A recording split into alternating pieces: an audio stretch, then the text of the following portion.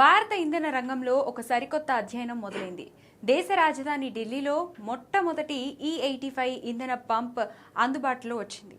ప్రస్తుతం litre E20 petrol ధర సుమారు ₹102 పలుకుతుండగా ఈ కొత్త E85 ఇంధనాన్ని లీటర్ ₹82.12కే అందిస్తున్నారు. అంటే పెట్రోల్ కంటే ఏకంగా ₹20 చౌకగా వస్తుంది. వినడానికి ఈ ఆఫర్ చాలా క్రేజీగా ఉంది కదూ. కానీ కేవలం ధర తక్కువగా ఉన్నంత మాత్రాన ఈ ప్రయోగం సక్సెస్ అవుతుందా అంటే ఇప్పటికే ఈ ఫ్లెక్స్ ఫ్యూయల్లో ఆరితేరిన బ్రెజిల్ దేశం ఏం చెప్తుందో ఇప్పుడు తెలుసుకుందాం.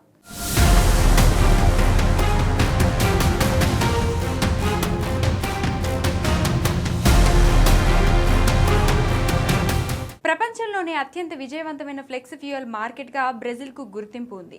అక్కడ మెజారిటీ కొత్త కార్లు పెట్రోల్ లేదా ఇథనాల్ దేనితోనైనా నడిచే సాంకేతికతోనే వస్తాయి. అయితే బ్రెజిల్ మోడల్ సక్సెస్ కావడానికి కారణం అక్కడి వాహనదారులు పాటించే ఒక కీలకమైన 70% రూల్.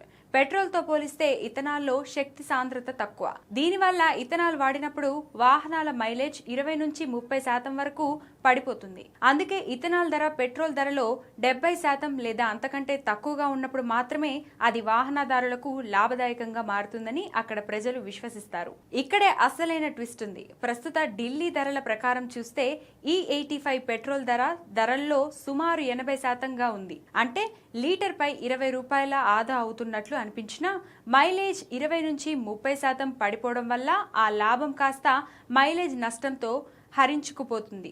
కొన్నిసార్లు జేబుకు అదనపు భారం కూడా కావచ్చు. బ్రెజిల్ సూత్రం ప్రకారం పెట్రోల్ ధర ₹100 ఉన్నప్పుడు ఇథనాల్ ధర ₹70కి అటు ఇటుగా ఉంటేనే జనం దీనిపై ఆసక్తి చూపిస్తారు. ధరల సవారు మాత్రమే కాదు, మౌలిక వసతుల కొరత కూడా మరో పెద్ద అడ్డంకి.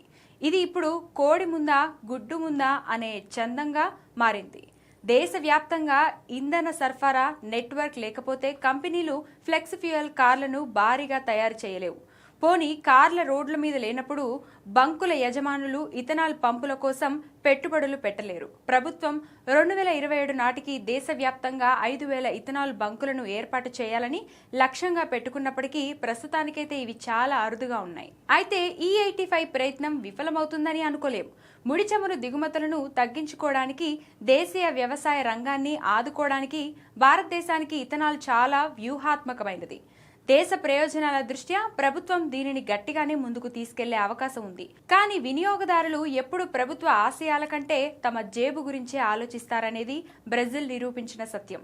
E85 సాధారణ ప్రజల ఇంధనంగా మారాలంటే అది పెట్రోల్ కంటే స్పష్టమైన కాస్ట్ పర్ కిలోమీటర్ ప్రయోజనాన్ని చూపించాల్సిందే. ప్రస్తుతానికైతే లీటర్కు ₹20 తగ్గింపు అనేది ఒక మంచి ఆరంభం.